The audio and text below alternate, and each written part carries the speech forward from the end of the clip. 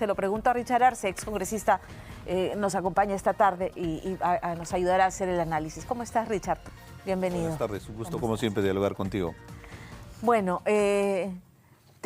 tenemos estas fuerzas que avanzan y se pechan, ¿no? O sea, porque quienes están anunciando las movilizaciones nuevamente son precisamente quienes se resisten a aceptar el gobierno de Dina Boluarte.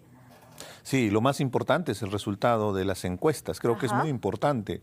Es una fotografía del día, objetivamente, pero tiene que tener el asidero para que la población y sobre todo los políticos puedan entender cuál es la percepción que tiene la población en este momento. Estamos hablando que el Congreso a lo más tiene 6-7% de aprobación, según la encuesta publicada el día de ayer por una encuestadora.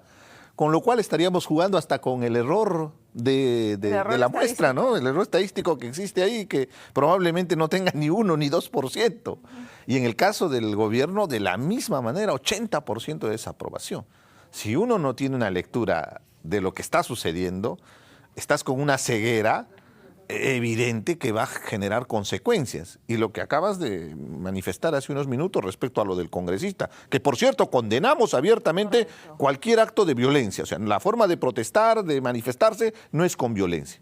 Pero también, por favor, lo que ha hecho el Congreso en la última sesión del Pleno, entre gallos y medianoche, llegando a las 5 de la mañana, para aprobar una serie de leyes que incluyen una para destruir la colaboración eficaz. Ahora la colaboración se vuelve ineficaz, porque lo que han acordado en el Congreso de la República, donde hay partidos políticos que están sindicados por la Fiscalía como presuntas organizaciones criminales y que varios de sus dirigentes están siguiendo un proceso judicial que va a terminar probablemente en condena, y hay congresistas, los niños, hay los mochasueldos, hay los traficantes en el Congreso de la República, se han osado aprobar una ley para destruir la herramienta más factible que ha permitido durante estos años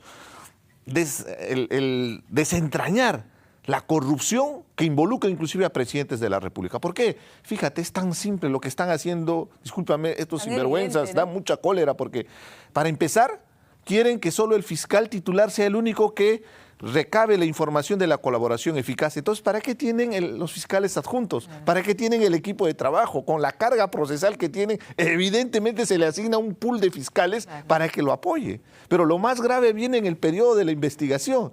Quieren que en solo 8 meses se desentrañe la colaboración eficaz. Inclusive dentro de esa ley establecen que el colaborador tiene que entregar la información que corrobore justamente su colaboración, entendiendo inclusive que muchas veces el colaborador ya ni siquiera está dentro del sistema. En el caso de los mochasueldos, lo primero que han hecho con los trabajadores es, no han sacado al mochasueldo, al congresista, sino al trabajador.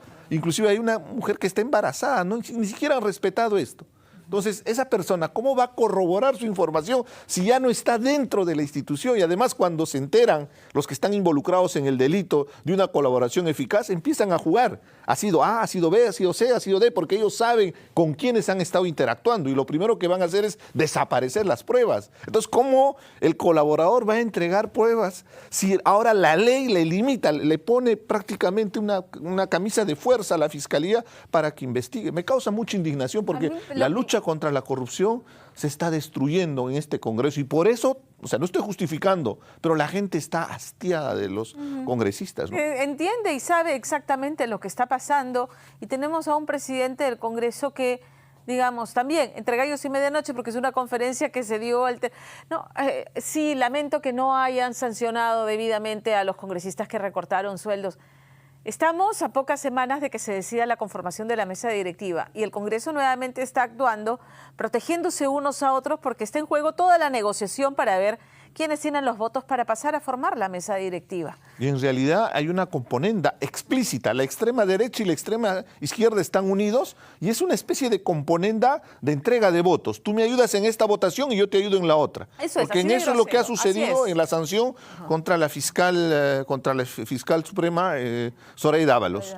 Y como vuelto les han dado el favorcito con este tipo de leyes, como por ejemplo la colaboración eficaz. Estamos siendo testigos en tribuna a todo el país de cómo un Congreso de la República está degradando la institución congresal, está interviniendo en las instituciones que requieren dentro de una democracia independencia. Para eso existe el famoso equilibrio de poderes. Yo no soy abogada y no me gustó el fallo de Zoraida Ábalos suspendiendo la investigación a Pedro Castillo. Pero entendí que dentro de su función jurisdiccional hizo la interpretación y falló de ese modo. Y el Congreso ha decidido, con un criterio político, de destituirla de su cargo de fiscal suprema e inhabilitarla. Yo encuentro, no soy abogada, Richard, pero tú has sido congresista y quizás nos puedes dar luces más. Para mí eso es una interferencia de poderes.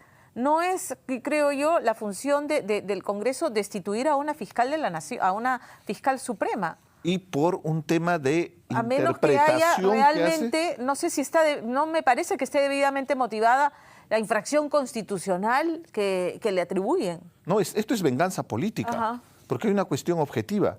Los jueces y fiscales interpretan las leyes y de acuerdo a eso emiten, en el caso de los fiscales, sus investigaciones y en el caso de los jueces emiten sentencias. De acuerdo al criterio, esa autonomía, ese poder tienen los jueces y fiscales. Claro. Por eso han convocado, esperemos que el día de hoy se dé la sala plena para que vean que acá hay una interferencia grosera de parte del Congreso de la República. Y alguien puede decir en este momento, estás defendiendo a los caviares.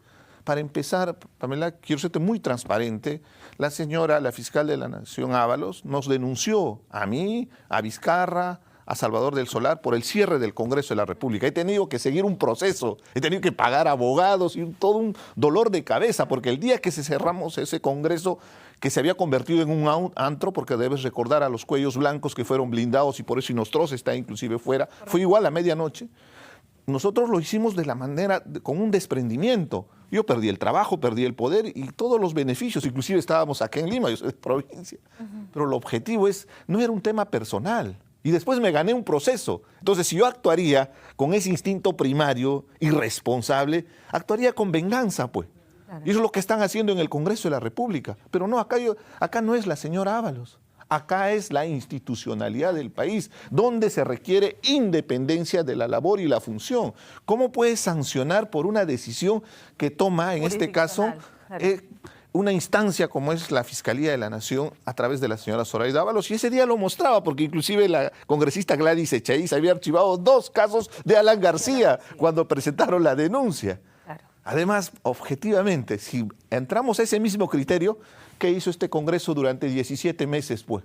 Donde tenían a Heiner Alvarado, donde tenían a Juan Silva, teniendo mecanismos constitucionales para censurar a estos ministros, que eran los operadores, que armaban los tinglados, que recibían la plata para que después reciban coimas. Ya está demostrado, no estoy hablando cuento. ¿Qué hicieron estos congresistas? Ahí no están los niños, y no son 5, probablemente son 30 o 40 que recibían beneficios del gobierno y por eso que se quedaban callados y no decían nada. Entonces, apliquemos el mismo criterio, pues. Si le dicen que la señora no investigó a Castillo, en el Congreso fueron cómplices, ¿no? Tendrían que irse. Y ahí viene, discúlpame, la indignación con Williams, porque Williams es militar. Él un día juramentó ante la bandera entregar su vida por la patria. ¿Qué hace el señor en la presidencia del Congreso de la República sin decir absolutamente nada en ese pleno para llamar la atención lo que dijo ayer en una entrevista? ¿Por qué no tuvo siquiera la dignidad de decir que acá se están blindándose a los mochasueldos, a los niños? Y de esa manera inclusive deslindaba responsabilidades. Pero no, acá hay complicidad. Y eso va a cargar en su conciencia. Porque la interpretación es, encarpetaron convenientemente cualquier proyecto de adelanto de elecciones porque nadie quiere irse, ni la izquierda, ni la derecha, ni Williams, nadie. Y tampoco, y también Otaro, el Ejecutivo y Dina Boluarte quieren llegar todos al 2026. Entiendo que, digamos, a ver, se necesita tranquilidad, estabilidad para que hayan inversiones que están frenadas porque la incertidumbre persiste. ¿Podemos llegar de este modo? O sea, ¿qué debe ocurrir en el Congreso de la República? La conformación de la próxima mesa directiva y de la agenda que trabajen para que esto ocurra, para que se devuelva algo de predictibilidad al país. ¿O ya lo ves imposible? En realidad, este Congreso... ha a Keiko Fujimori, ¿no? Mientras Keiko Fujimori dice, el tema de adelanto de elecciones no está cerrado y Dina Boluarte responde, no está cerrado, bueno, presenta tu proyecto, pues. Sí, pero también hay mucho oportunismo político de parte de Keiko Fujimori. No, Recuerda claro, bien que se desmarca. y es ya no parte quiere- del problema. Sí, claro. Para empezar, por no haber aceptado los resultados electorales, por haber inventado este tema del fraude, que nunca existió, nunca hubo una prueba del fraude. Entonces, ayudaron a construir la narrativa para que justifiquen la corrupción. O sea, Pedro Castillo aprovechó esa negligencia de, discúlpame, esta derecha bruta, achorada, que le llamamos DBA, que construyó toda una historia sobre un supuesto fraude. Y ese fue el argumento que hasta el día de hoy el propio Gustavo Petro y hasta López Obrador utilizan, que nunca aceptaban al humilde profesor de escuela rural. Era ese sector. Todo el país, por más que hubo una diferencia estrecha, con PPK fue casi lo mismo, poco más de 40,000 votos. Pero hasta con un voto se gana una elección. Yo perdí una elección en el 2014 por un poco más de 168 votos. Entonces, ¿pero qué tienes que hacer? Aceptar el resultado electoral. Eso es parte claro, de la democracia. Ir a saludar a tu adversario. Apartar, ¿no? Desmarcarse de los pasivos, que ya son varios, del gobierno de Dina Boluarte. Entiendo eso, pero quisiera mirar prospectivamente, porque el estado de las cosas es este. Se anuncian marchas, se anuncian movilizaciones, el Congreso haciendo el peor papel posible con el tema del transporte, la educación, la colaboración eficaz, el caso Zoraida Ábalos, y podríamos seguir mencionando. Entonces, de cara al 2026, que es lo que ha dicho la presidenta Boluarte, llegamos hasta el 2026, ¿qué debiera ocurrir con el Congreso de la República? ¿Cuál debiera ser la agenda que debiera traer la próxima mesa directiva? Vamos a hablar en un supuesto negado, porque yo, en principio, yo ya no creo en este Congreso. Nos ha demostrado que puede ser lo más ruin posible. Si hemos caído bajo, hemos caído mucho más abajo de lo que inclusive teníamos como expectativa. Definitivamente es escuchar a ese 90% de desaprobación. Lo que los políticos no entienden, Pamela, es que creen que una elección es un cheque en blanco y que te entregan el poder y tú puedes estar, no sé, en un periodo absolutista donde tú eres un monarca y tú decides lo que quieres. No es así, así no funciona la democracia. La democracia funciona con la rendición de cuentas. Si los congresistas lo que deberían hacer en este momento para empezar es empezar a escuchar los problemas que está habiendo ahí en el sur. Nos han golpeado durante este periodo situaciones muy difíciles, desde temas de los embates de la naturaleza en el norte, el tema de la epidemia que ha venido con el dengue, donde la capacidad de respuesta ha sido deplorable de parte del propio Estado, por eso es que ha salido la ministra. Los presupuestos. Vas a salud, vas al hospital, ni siquiera hay plata para medicinas, mientras que en el Congreso están felices viajando al lugar más exótico del mundo. Y cuando es más lejano, mucho mejor. Y si se paga el pasaje más caro, si lo compran un día antes, mucho mejor. ¿Y a qué están yendo? ¿A tomarse la foto, a hacer turismo? ¿Para eso han sido elegidos? Entonces, responsabilidad en el gasto, ¿no? Y empezar a votar a todos los mochasueldos, a los que tienen evidencias. Hay una congresista que ha borrado los chats. Hay audios de una que estaba extorsionando a sus trabajadores. Si quieren hacer el símiles como estos delincuentes que extorsionan a pequeños empresarios, es lo mismo que están haciendo los congresistas al extorsionar a sus trabajadores a cambio del trabajo para permitirles seguir laborando, a cambio de... Es una especie de pago, de retribución ilegal que están haciendo. Todo siempre puede ser peor, en conclusión. No, pero el mensaje es pésimo, ¿no? Sí, claro. O sea, los mochasueldos, lo que les dicen, en realidad ya no es otorongo, no come otorongo, es mochasueldo, no come a mochasueldo, porque es el mensaje de la Comisión de Ética. Tú sigue mochando los sueldos, que no pasa nada, que acá te vamos a blindar, y llegamos hasta el 2026. Realmente deplorable lo que viene aconteciendo, y por eso es la indignación. Entonces, si queremos que haga algo este Congreso, definitivamente parte por limpiar, a ver si podemos cambiar siquiera este grupo de gente, los niños, los mochasueldos, de los que han sido evidenciados, porque evidentemente son muchos más. Por eso era el bono de los 9.900. Era una forma, llamémosle, no sé, para engañar al país, para decirle a los trabajadores, ya, no te vamos a mochar los sueldos y te damos este bono, ¿no? Claro. ¿Llegamos al 2026 así? No creo, Pam, con la mayor responsabilidad, porque el Congreso está desbocado. Ahora se van a ir contra las autoridades electorales. Se han ido contra la SUNEDU. Y fíjate lo que ha representado. Ahí está. El día de hoy podemos analizar. La SUNEDU lo único que exigía eran mínimos. ahora han tomado la SUNEDU y estamos volviendo a la lógica de la Asamblea Nacional de Rectores, donde inclusive hay gastos insulsos que están haciendo. Están tomando el tema de la educación, ya no hay meritocracia, ya no hay la posibilidad de que un maestro se pueda nombrar en base a un concurso. Se han tumbado la reforma del transporte porque quieren informalidad. Entonces, en un escenario de esa naturaleza, evidentemente, yo no veo viable la posibilidad de que puedan llegar al 2026. Entonces, con objetividad, la presidenta Boluarte también tiene que darse cuenta. Este Congreso, y ahora la pelea en la mesa directiva va a ser probablemente para que quien sea el que le suceda en la responsabilidad del gobierno. Claro. Porque al menor error o en una ambición, ellos están pensando en tomar el poder, es más que evidente.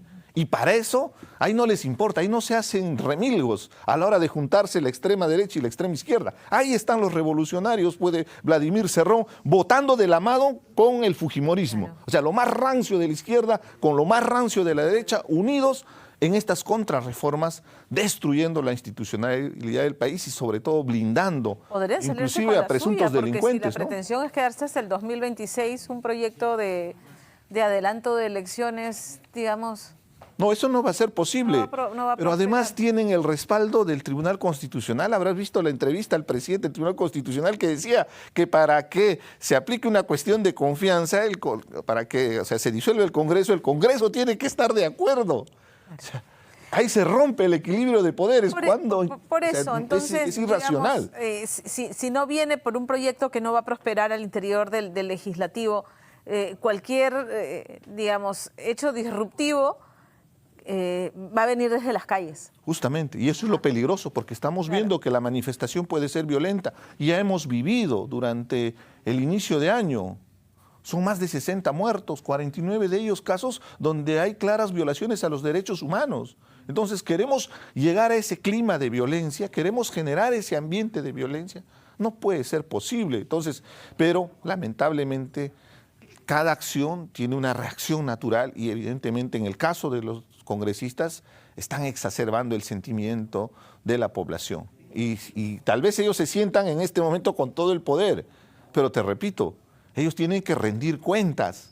Claro. Y si no rinden cuentas, las consecuencias va a ser lo que acaba de suceder con el congresista de Arequipa, que por cierto hay que condenar la violencia, pero están llegando a esos niveles. Siempre, ¿no? Pero los congresistas ni siquiera pueden ir a sus regiones a ejercer su semana de representación porque son repudiados, son abucheados, son expectorados y no están queriendo leer eso. No, pero no hay peor ciego aquel que no quiere ver, ¿no? Mira las encuestas, sale a la calle, pregunta a la gente. Lo que sí hay una especie de sensación en la población de que ya no quieren más conflictividad, ya no quieren más bloqueo de carreteras, claro, ya no quieren más problemas, porque tenemos que recuperar nuestra situación económica. Hay problemas serios. Lo que no se está hablándose, por ejemplo, en el sur, es que ha caído heladas, ha caído friaje y la capacidad de producción no va a ser la misma. No, ya se está sintiendo en los mercados. El precio, no, la papa de mi tierra en Andahuaylas, el precio de 60% de lo que normalmente se producía, o sea, en este momento hay menos 60% de producción, con lo cual el precio de la papa va a disparar y es la base de la seguridad alimentaria y de la actividad económica. ¿Y qué estamos haciendo para confrontar eso? Claro, en unos meses se va a ver el problema, pero si no atendemos desde ahora, en el momento que se presente la problemática, no vamos a estar llorando sobre leche derramada, ¿no? Richard, siempre es un gusto conversar contigo. Te agradezco por haber estado con nosotros esta tarde. No, a ti, Pamela, pero hay que expresar con firmeza nuestra indignación con lo que están haciendo con nuestra patria, con nuestro país. Es una responsabilidad. Lo otro es complicidad.